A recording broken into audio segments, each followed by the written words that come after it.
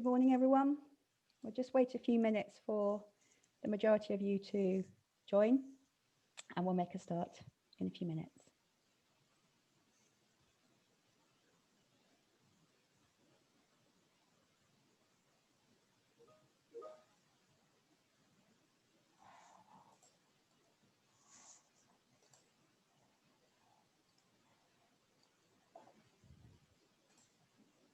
Hello, everyone. You can see some of you are putting greetings into the chat. It's nice to have you here. We'll be making a start in a few minutes once we've had a few more, given participants a chance to join us.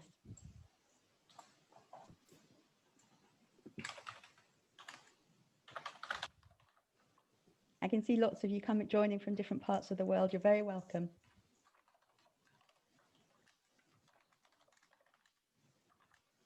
Oh, good afternoon in India. Beg your pardon.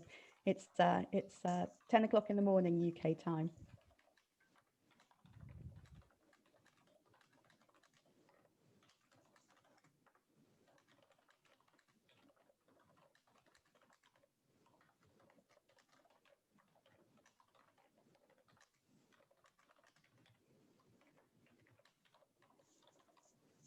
Just a quick note for those of you who are just joining us, we'll leave it a minute or so and then we'll get started. We'll just wait for the majority to join.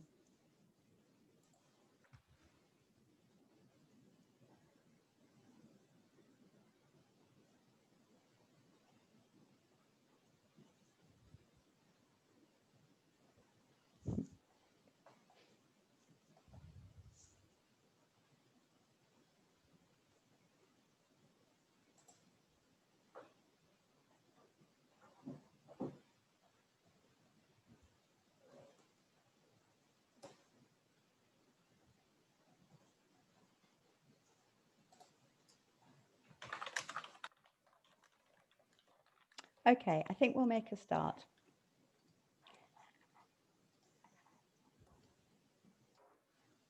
So hello everyone and welcome to the second in our series of Big Think webinars for international school leaders, school owners and school groups. We're delighted you've joined us in what we hope will be a useful, informative and inspiring session that's all about thinking big about the future of international education. I'm Susie Williams of the International Schools team at Pearson, and I'll introduce you to today's speakers shortly. However, before we get started, I'd just like to draw your attention to the chat, which I see you found, and the Q&A boxes. If you have any technical questions as we go along, please do pop those into the chat and we'll aim to resolve them for you. And please use the Q&A box to submit any questions you have on today's topic. There will be time at the end of the webinar for discussion, and we'll aim to get through as many of the questions you post as we can. Finally, to help us understand a bit more about all of you here today, we have a quick poll which will be appearing on your screens now. In it, we'd like you to please tell us what sort of international school you are joining us from and what your role is. So if I could just give you a minute or so to complete that poll, that would be great.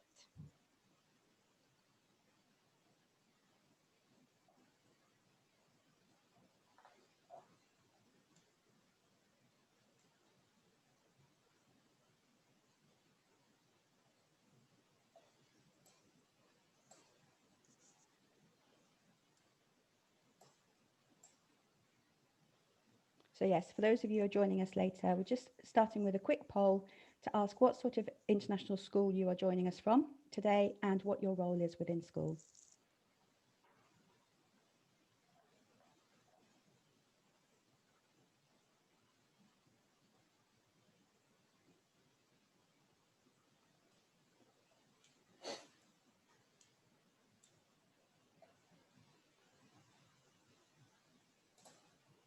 Okay. So the results here. So we've got 49% of you are from international schools offering a British curriculum, 9% offering an IB, 3% offering a US, and a mix is 6%. 3% school groups, school owners, and 29% others. And roles, so we've got a good mix here. Great. So principals and head of school, vice principals, member of senior leadership teams. Wonderful. Thank you, everybody, for that poll. That is extremely useful for us.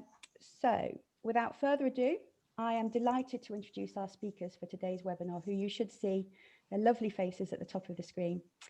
Matt Evans and Eddie Connor are in-house vocational experts, and special guest Alex Juniper from the International School of Geneva.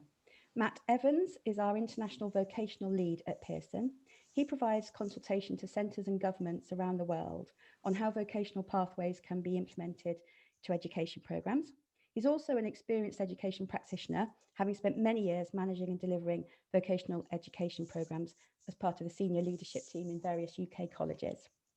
Eddie Connor is Head of International Solutions, BTEC and Apprenticeships at Pearson. Based in Munich, he works with international school groups and country governments around the world, helping them build sustainable vocational systems to deliver employment-focused education that prepares learners for higher education and careers. And finally, we're delighted to welcome our external guest, Alex Juniper. Alex is Director of IB Diploma and IB Career Programmes and Assistant Principal at the International School of Geneva. Alex will be sharing with us all of her valuable insights into integrating vocational education into an international school curriculum a little later in the session. Welcome, Matt, Eddie and Alex, and over to you. Thank you, Susie. Thank you very much. Yes, welcome everybody to this session. I have to say, when we started the planning for this, and when Susie was talking to us about the big think and vocational education, is it time for Cinderella to be invited to the International School Board? It started a little bit of a conversation inside our team about does vocational education, is there still that perception that it doesn't belong here? Does Cinderella should she not be at the ball?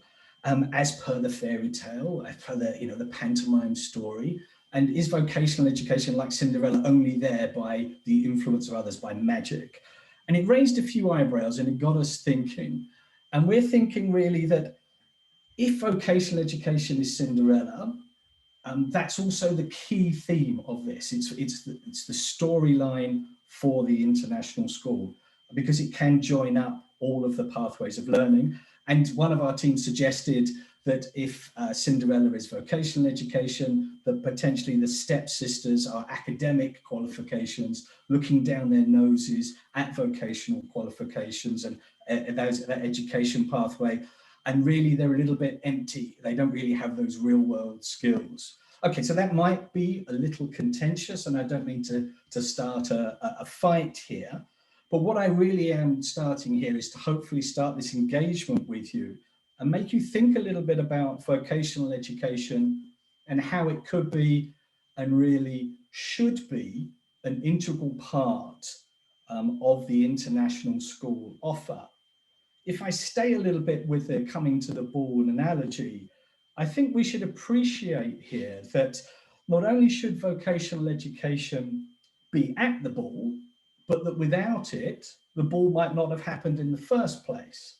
Who would have marketed the event, designed the tickets, planned the theme, organized the food and drinks, etc. And you, as leaders of international schools, you have a remit to prepare young people for this fast changing and disruptive future that we're living in at the moment. And to do that, these learners, they need to have a range of relevant, robust and recognized education programs that supports the development of the skill sets that they need. They're going to benefit them in the future, whichever pathway they take to get there. I have personal experience, and I see that more and more governments are investing in vocational education to help drive their economies. I see that universities are accepting more and more learners with vocational qualifications onto their undergraduate programs because the universities value the skill sets, such as being able to learn independently, that vocational learners have.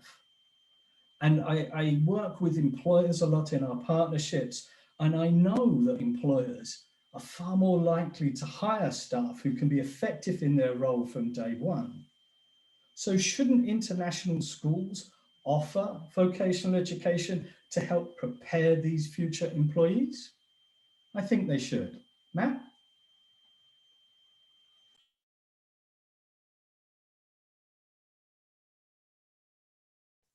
Matt, you're just muted.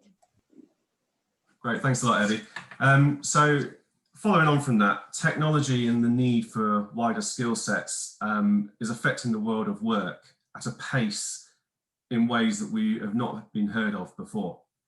So ask yourself, what jobs might be available to a child entering school today when they enter the labour market in 2035, which sounds a long way off, but it's only 14, 15 years away. The key thing is to ensure that they're prepared for whatever they may face. In a changing education landscape, students need to learn transferable skills to complement their areas of study. We talk about applied learning to differentiate from more academic and knowledge-based learning. The focus of vocational education is on practical skill-based learning. It's more about acquiring broader skills across a sector and preparing students for their futures in work. We're generally referring to skills in the following three main categories.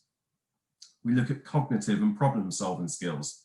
So they use critical thinking, approach non-routine problems, apply expert and creative solutions, and use systems and technology to do so.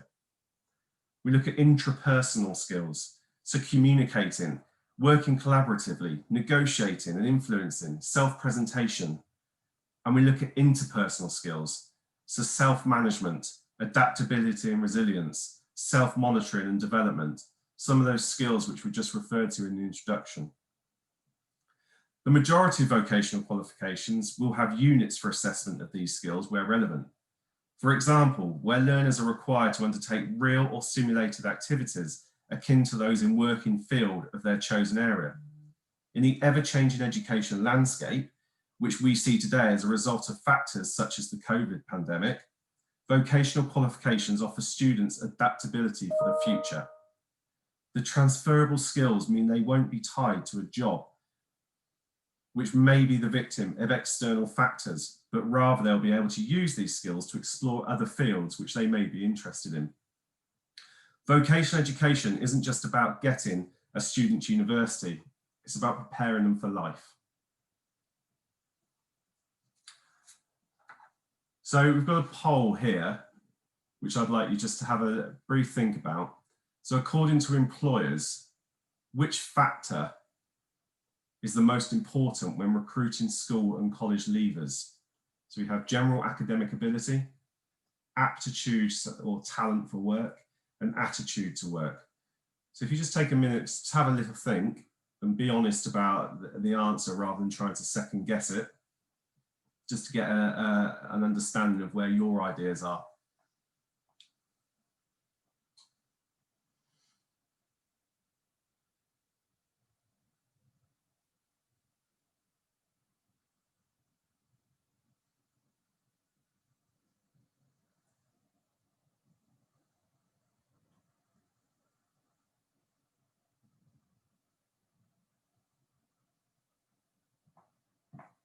I think this poll will really show the perception as well of how we see it. Okay, so outcomes there, we've got 8% who feel that general academic ability, which is a lot lower than I thought it would come out, but it's very interesting to see that. Aptitude or talent for work at 44, and very closely there, attitude to work at 48%. So that's really interesting. So these three key percentages to consider when thinking about the skills that your students will need when they apply for work. The Confederation of British Industry, along with Pearson Education, did a skills survey in 2017 and found that by far the most important factor employees consider when recruiting school and college leavers is their attitude to work, with 86%. And this was followed by their aptitude for work at 63% and the general academic ability at 43%. So in terms of the order, it was the same to what how you just voted there, but obviously the percentages were far different. So we really need to be looking at this attitude to work and how students are actually going to feel about work when they leave education and enter the world of employment.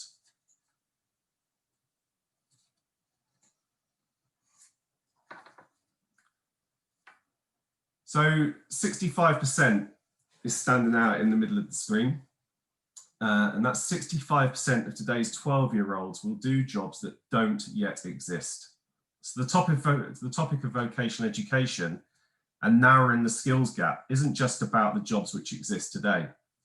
We need to think about tomorrow's world and what that may hold for our young learners who are just starting early years education. This study was carried out by the World Bank and UNESCO, and this percentage here has resonated across the employment world, and it's something which we need to consider as working in the field of education.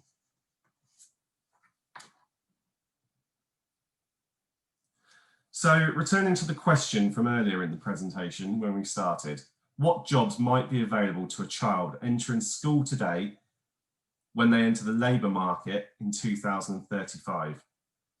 If we think back just 14 years ago and ask ourselves, how common were the jobs which we see here?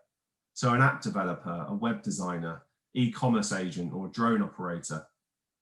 Even jobs which we may not think about, such as a video assistant referee in sport. Now also ask yourselves how many qualifications were available to give the people who are now doing these job roles not only the specific skills which they need, but also the wider transferable skills. So to take people from one job and put them into another, such as a drone operator. Technology has introduced completely new models for practicing a range of job roles and new demands. Practical, ethical, commercial and cognitive in order to master these job roles.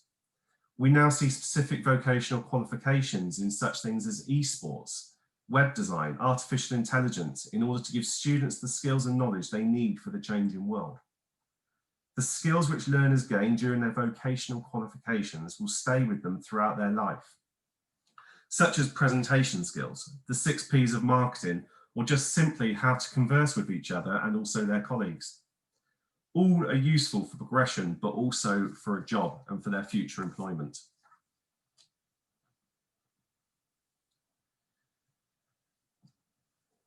With the world of work evolving at an unprecedented pace, many people are talking about how education needs to evolve in the 21st century. Here, for instance, is Jack Ma, the former CEO of Alibaba, one of the world's largest e-commerce companies, speaking at the 2018 World Economic Forum. And at this forum, he stated that education is a big challenge now. If we do not change the way we teach, 30 years from now, we will be in trouble. Because the way we teach, the things we teach our kids are the things of the past 200 years. It's knowledge-based, and we cannot teach our kids to compete with machines. They are smarter. We have to teach something unique so that a machine can never catch up with us. If he's right, does this future entrap us? Should this frighten us, and what can we do about it?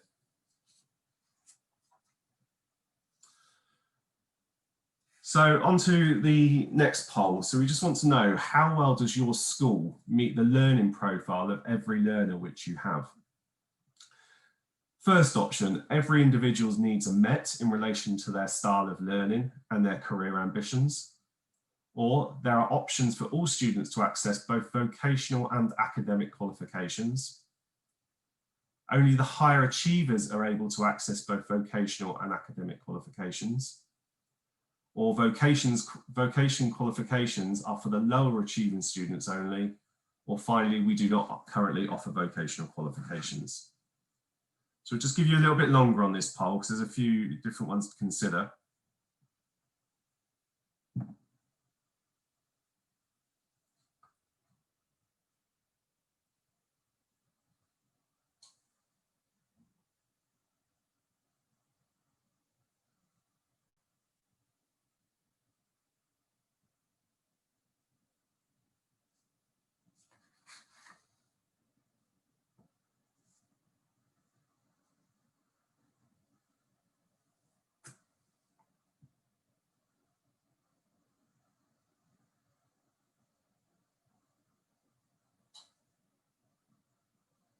Okay, so if we just have a look at the outcome. So 67%, easily the highest there, do not currently offer vocational qualifications. So hopefully this session will really get you thinking about that and the need for them within centres. The next point there, 14%, there are options for all students to access both vocational and academic qualifications. Brilliant. And then in joint third, we've got every individual's needs are met in relation to their learning style and career ambitions. And vocation qualifications are for the lower achieving students only, which is an interesting one.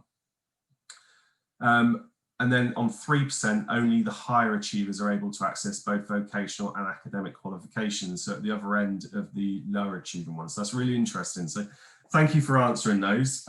Gives us things to think about and hopefully yourselves. So moving on.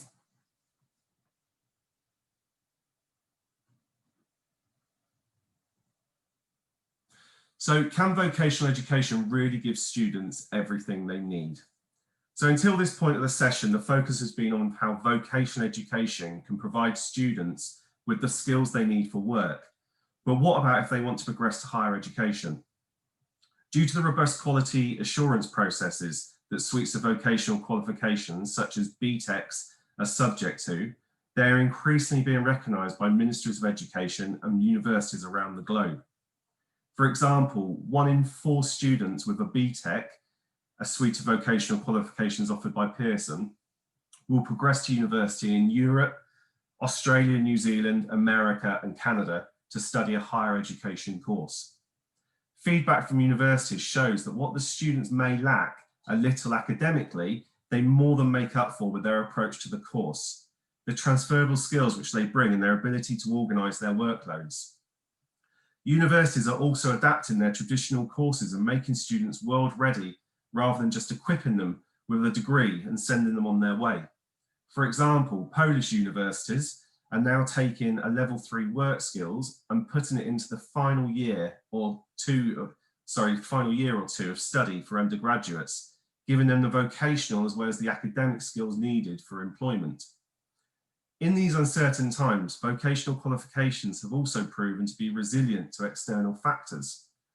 Whilst we saw the cancellation of examinations around the world in 2020 due to the assessment methods used, Pearson International vocational qualification results were released without delay, meaning that students were able to progress with confidence.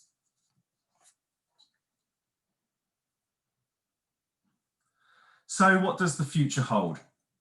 Pearson contributes to the evolution of thinking and the shaping of education policy around the education and employment needs of the 21st century through major research projects such as the Future of Skills, in which researchers from Pearson, Oxford University, and the Ideas and Innovation Foundation, Nesta, embarked on the most comprehensive research project on this topic to date, with the mission to better predict how major societal and economical trends and the interactions between them will affect the future of work.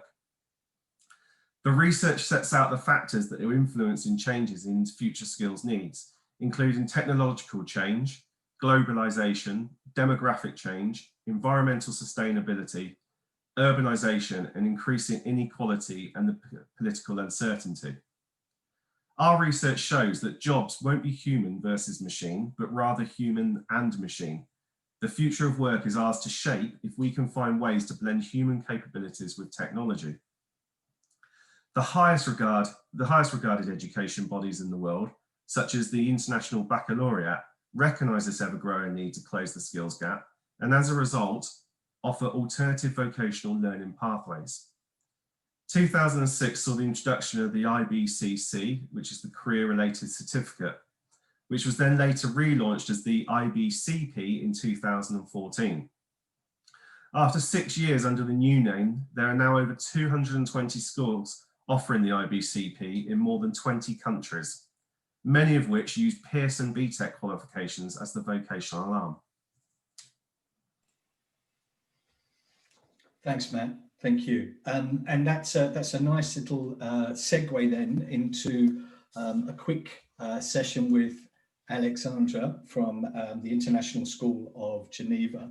And thank you very much, Alex, for joining us and sharing your experiences about how you integrate vocational education into an international school.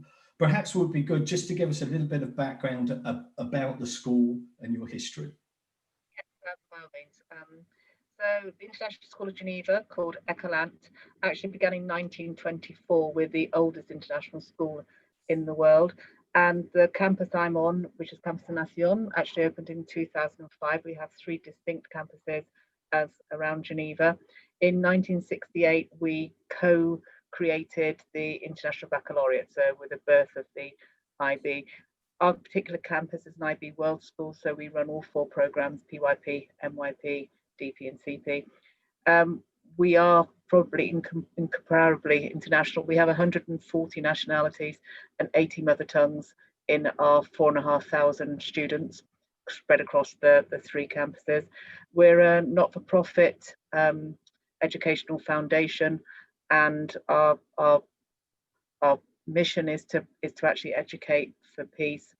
So really, because we're an inclusive school and we believe in actually every student being completely unique, it was an obvious thing for us to move in a direction where, as well as offering the diploma program, which is very, very academic, to offer another pathway which would suit students who didn't have that skill set that you need to tackle the diplomas. There's nothing about intelligence, it's literally to do with skills.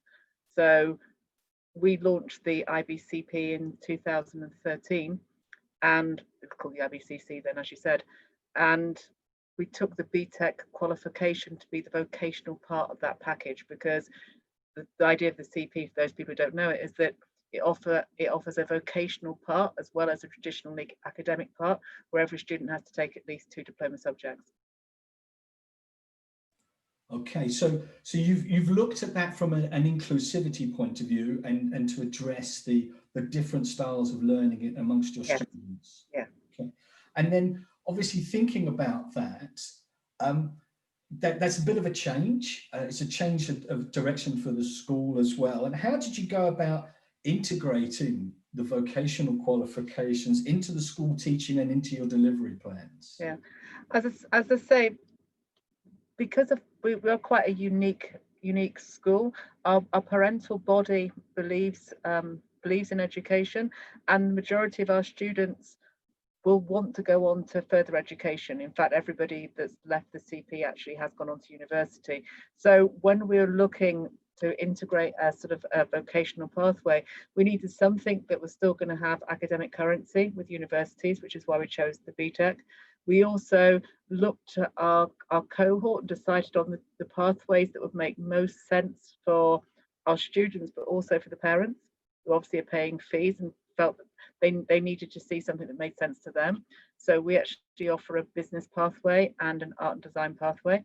And we delivered the level 3 diploma, which is the equivalence of 2 high-level subjects. So we actually effectively took our timetable and said, okay, if students are taking a BTEC, that's equivalent to 2 higher levels, and that's how it's blocked in the timetable. And we tried to make it really clear to the students, the parents, the staff, that a BTEC has exactly the same academic worth as taking 2 higher level subjects. It's just a question of, do you have a passion for business or art and design? Do you have a desire to focus your energies into one place rather than baccalaureate, which obviously requires 6 subjects across a range of domains? Do you prefer to be assessed continuously, so actually being judged for what you can do rather than being judged a snapshot after 2 years, which often highlights what you can't do? So the whole idea of the delivery for us was actually just making sure that we made it as attractive as possible, and really tried to make sure that we identify the students who are going to benefit most from having sort of this opportunity to learn in a different way. I mean, the underpinnings of how the BTEC works and the idea of promoting skills and lifelong learning is something we're trying to do anyway. It's not that you could only develop sort of like, you know, the ability for lifelong learning through a BTEC. You can also do it very well through other subjects. It's part of how we teach, but there's a very different way of assessing the students, and that's what I find particularly appealing, in fact, because you're encouraging them, as I say, to show what they can do. That's fantastic. That's great. And what do you see as the benefits? I mean, you've mentioned a little bit about the benefit of the learner because they can still progress to higher education. But do you think there's a specific benefit for the school as well? I actually think I think for us, I mean, the International School of Geneva, obviously we're quite uniquely placed because we do actually have international recognition. We created the IB diploma. We're a very large school, but I actually think it's really important as an inclusive school that we're actually giving more than one pathway to leave the school, because actually it's fulfilling our mission. Because if you actually say that students are unique and learners are different and they all should be given the opportunity to showcase what they can do, you're never going to do that if you only actually give them one way of showing that. We use a cartoon in our presentations sometimes where you have a tree and you have an elephant, a goldfish and a chimpanzee, and the tagline is, I'm going to judge how good you are by how quickly you climb that tree. And it actually doesn't make any sense, because obviously if you have sort of like long arms and agile feet, then as the monkey you're going to go up the tree, but the goldfish hasn't got a hope in hell. So that doesn't mean the goldfish isn't actually very good at swimming, but we're not judging how well they swim. And I think it's just that whole sort of idea of there's only one way of judging students. And I think it's really important for me anyway, as an educator, that I get the message out there that you have to look at people as wholes. You can't just as whole beings, and we have to actually find out what they're good at rather than trying to work out what they can't do, which I think sometimes the exam system does. That's a very powerful message. Thank you, Alex. That's great. I think we need to. We've got another session, another bit now for sort of an open panel question and answer session. Susie, have we got some questions that we can go through? Hi, yes, Eddie, we do. I'll start from the top. So we have a question here from Maura Martin, who has asked, can you clarify exactly what vocational qualifications are? Okay, that one's for you, Matt. Yeah, so as I said earlier, vocational qualifications, they're about teaching students the transferable skills which they'll need in life, but also, as Alex has just said, it's about them focusing on a particular vocational area which they've got a real interest in. They're assessed as they go along, rather than putting all the pressure on them after 2 years. And again, as was just said, which is very often a way to show what they can't do rather than what they can do. So vocational is about actually upskilling that student in a particular area, such as business, such as healthcare, such as esports or sport, and letting them work to their interest, developing those skills. But the great thing about them is those skills which they learn on a vocational qualification, they can then take elsewhere and use in a different industry. So, for example, I had a student when I was teaching who didn't want to do A-levels. He wasn't up for doing the 2 years of study. He didn't really like the exams. So he enrolled onto a BTEC, onto a level 3. He managed to get through the BTEC with a pass. He then used those skills and then went and did a very different degree. So he went and did a business degree, having done a sport BTEC. Now he did the business degree, and having only just passed the BTEC, he got a first degree honours in his for his business degree, which was fantastic. And from that, he then managed to use those skills again to then start creating his own company. And he now has 3 companies, and he's a very successful entrepreneur and probably on his way to being far richer than I'll ever be. So that is just a little example of what a vocational education can give you. Thanks, Matt. I have another question here. This is a fairly specific one. It's from Jane Cordes. Can you confirm that the 2-unit reduction / adaptation for BTEC programs, 720 or 1080, applies to international centres too? Yeah, so this is, I've checked with our marketing team. This is a message that went out in December. And I think some international centres got the UK message, so apologies for that. But this has been raised today. Yes, it does apply to international. there's a 2-unit reduction at 720 and 1080, and then below the 720 there's a 1-unit reduction with no reduction on the 180. So hopefully we will get this message sent out again, I think, to all international centres, as you're now the 3rd centre to contact me today about it. That's a good one to address in a forum with lots of people then, I think. The next question is from Hassan Qureshi. We are up for introducing vocational qualifications at our school. Who should we consult? I think we have, whereabouts is that centre? Where's that centre based, or where's that person based? Susie, do you know? I don't have the information at the Okay. moment, but We pop it into the question and we have answer. regional teams that look after our international schools across the globe. I think initially, though, they can drop myself or Matt an email, and we'll put them in touch with the right person to help them investigate and look into a bit more detail about vocational education. Thank you. The next question, is it possible to share more information with us about the BTEC qualifications? So a similar sort of inquiry there. That's from Mohan Iyer. Yes, indeed. We've got some materials that explain a little bit more depth about them. We've got some schools focus guides, and also some materials that will talk to parents. And if you just send us an email, we'll make sure that we can pass these materials out to you, and then we can have a conversation about how it might fit within your school centre.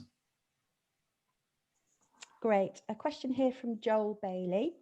With many of the international schools having to comply to local Code de l'Éducation or equivalent, how does adding vocational qualifications fit with the requirements of the academy? Sorry, Susie, can you just ask that question again? Sorry. With many international schools having to comply to local Code d'Éducation or equivalent, how does adding vocational qualifications fit with the requirements of the academy? Okay, I think that's a specific question for a country. What we try to do is we try to get international recognition for the vocational programs that we have. We've worked with the IB in recognition in African countries, and we're working across Europe and Asia as well. And I think there is a process there about the local frameworks and having those qualifications sit on those frameworks for local progression. And then obviously for the international progression, we already have that quite well detailed. And I think if we need to have a look at an individual organisation about that recognition, again, if you can message myself or Matt with that, if you send us an email with that, we can work on that. We have a dedicated recognitions team who look at getting that equivalence or recognition statements from those important bodies, so that learners can be confident that the qualification pathways that they're following allow them to tick those requirements in country as well as progression internationally. But sometimes we need to have that individual dialogue to make that happen. Thanks, Eddie. Another question here. What range of subject areas are covered by BTEC? Okay, so we currently have a number of different subjects. We have sport, applied science, hospitality, art and design, esports. So basically, I think what we try and aim to do is cover every industry which students would be interested in, and then depending on which ones you want to do, we have different sizes of qualifications. So then the student will obviously take more or less units depending which one they're doing, so they can gain that knowledge which they need. The common ones that students will do would be a 720 guided learning hour or a 1080 guided learning hour, and they're full-size qualifications. So in terms of the subject expanse, we've got a very wide variety of subjects which we can offer. And we're always adding new ones. So the esports is something very new to us for this year. And that is because of the demand in the market. And that isn't teaching kids how to play video games. It's very much around the business, the marketing, and the hospitality of running esports events, the actual design and what goes into it. And that's a multi-million, billion-pound industry now. So that's a fantastic qualification. And then also other qualifications are our level 3 sports qualification. We have now had that partnered up with Liverpool Football Club, which is a great endorsement for the qualification. And it really shows how industry are recognising the BTECs and how they really enhance the students' skills and knowledge to progress into that industry. Thanks, Matt. Another question here. We've got about 3 more minutes and quite a few questions, so I'll try to get through as many as we can. Apologies if we don't get to your question today. We'll reply to them offline. A couple of you have asked for Matt and Eddie's email addresses. I'll ask my colleague to pop those into the chat box so that you can pick those up if that's okay, guys. So the next question is from Rachel Quandal. We would like to start BTECs and the IBCP in our school in the next couple of years. Would it be possible to get in touch with schools who have done this already so that we can learn from them? I think that's one for Alex. Yes, I mean, if you go to the IBO website, so ibo.org, there's a list of all of the schools that are currently running the CP program, and then you might be able to find one that's actually in your country, because as some of the other people have put into the chat as the question function, it does depend a little bit on your sort of national circumstances about how easy or difficult it's going to be to integrate the CP into your school. Certainly, I've helped quite a lot of schools here in Switzerland who've gone down the IBCP pathway, because actually we're under the same federal regulations, and so I can actually explain to them what we've been doing. But yes, I would actually look there to see if there's anybody nearby. I mean, by all means, you can contact me, but as I say, the Swiss model may well be quite distinct to the one that you're dealing with in your own country. Wonderful, Alex. Thank you. We've got a network of schools, so again, we can potentially help out with that, certainly in terms of what the process is. Thank you. Another question. Once we decide on BTEC, can we count on teacher training and teaching materials from Pearson? Yes, absolutely. There's a comprehensive support program that we want our centres and our international schools to be successful. So we have quite a program of training. There are resources to support the delivery and assessment of the qualifications. And we have regular sessions focused around CPD to continually support, motivate and upskill the teachers in terms of the delivery of the programs as well. Super, thank you. This question is from Patricia Mallet. How do we go about convincing local education authorities to acknowledge vocational education as being a valid alternative to academic education? That one is a long-term strategy. It's something that we're involved in a lot of the continents, and it's knocking on the door and giving the evidence about achievement, about the robustness of the qualification, about the recognition from other international organizations. I think it is also, we need to understand a little bit about the local context, but that's something that we would be very happy to support you with. And then we can use the data where we've been successful in other countries to help provide that as evidence to this organization that they should be looking at that recognition of vocational education that is not just there as a trade skill acquisition, but it is there providing lifelong learning opportunities and the skill sets and the progression opportunities to higher education. Thank you, Eddie. We'll wrap up the questions there. Apologies we haven't got to all of them, but we will take them offline and answer them for you directly. Matt, I think you have one more poll before we bring the session to a close. Yes, thank you, Susie. And thanks everyone for your questions. Just one to end on now, either having seen this presentation today, or maybe you've already thought about it. If your centre were to offer vocational qualifications, how would they be implemented? Would they be standalone, so they wouldn't be attached to any other offer? Part of an international A-level or other academic provision? Part of the international baccalaureate career-related programme? Offered to external businesses for upskilling their workforce, or a combination of the above?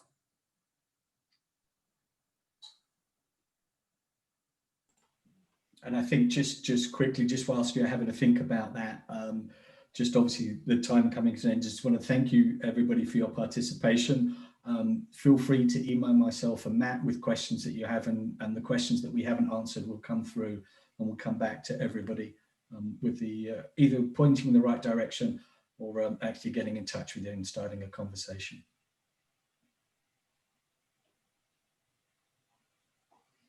Okay, so if we have a look at the answers here. So a combination of the above is an outright winner there. So that's kind of what we expect. A lot of centres choose different routes to put their vocational qualifications along with. Standalone at 9%, 25% of you part of an international A-level academic provision, and that's a very common one. It's how it's done in a lot of countries. So students might do 1 or 2 A-levels and then do some vocational along with it to give them those vocational skills. And part of the IBCP is obviously we've spoken about that. It's an increasingly popular way to do it, and then offered to external businesses for upskilling their workforce, and that is an increasingly popular one, which we're seeing starting to happen now as well. So that's great. Thank you very much for your participation in that, and hand over to Susie. Thank you, Matt. Thank you, Eddie, and thank you, Alex, and to everyone who has joined us here today. I hope you found the session useful and informative. Certificates of attendance and a link to the recording of this webinar will be sent to you by email. And I'll just give a quick plug for the 3rd webinar in the Big Think series, which takes place on Thursday, the 11th of February. This time the topic is global citizenship, the role international schools can play in saving the world. So just a small one there. And registration is now open on the Big Think webpage. We'll give you a link to that in a follow-up email that will be in your inboxes tomorrow. I do hope you can join us for that webinar too. And I know that Christian has put into the chat our international schools inbox. So if you do have any additional questions that you'd like to ask but didn't get a chance to ask in the Q&A today, please do email us and we'll pass the questions on to the right people. But thank you again and have a great rest of the week. Thank you very much for joining us. Bye-bye. Bye-bye. Bye-bye. Thank you. Bye-bye.